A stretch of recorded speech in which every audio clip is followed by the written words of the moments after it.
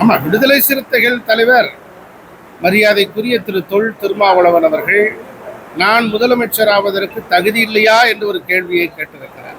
இது ஒரு நல்ல கேள்வி. அவர் இப்போது கூட்டணியில் இருக்கிற திராவிட முன்னேற்ற கழகத்தை பார்த்துதான் கேட்க வேண்டும். அவரை முதலமைச்சர் வேட்பாளராக அறிவிப்பதற்கு ஸ்டாலின் தயாரா என்று அவர் கேட்க தயாரா என்று நான் கேட்கிறேன்.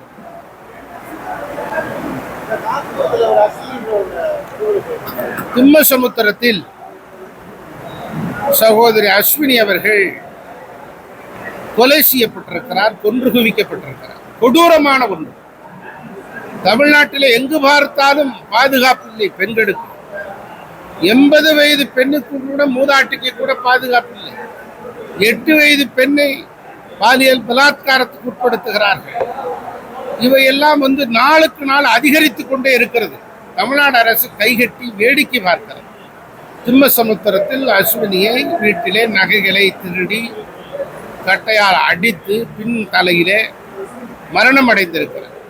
ஆக அப்பாவிகளை கொன்று குவித்து அவர்கள் கடுமையான உழைப்பில் சேகரித்து வைத்திருக்கக்கூடிய அவருடைய பொருள்களை, உடைமைகளை, பணத்தை திருடி கொண்டு போகிற இது போன்று இருக்கக்கூடிய கொள்ளை கூட்டத்தை கட்டுப்படுத்த தவறி இருக்கிறது இந்த கையாலாகாத திமுக அரசு என்று அண்ணா திராவிட முன்னேற்ற கழகம் குற்றம் சாட்டுகிறது.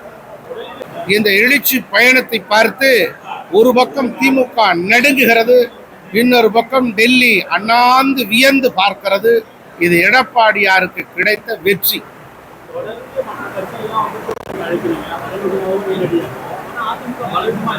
அண்ணா திராவிட முன்னேற்ற கழகம் ஒரு பலம் பொருந்திய இயக்கம்.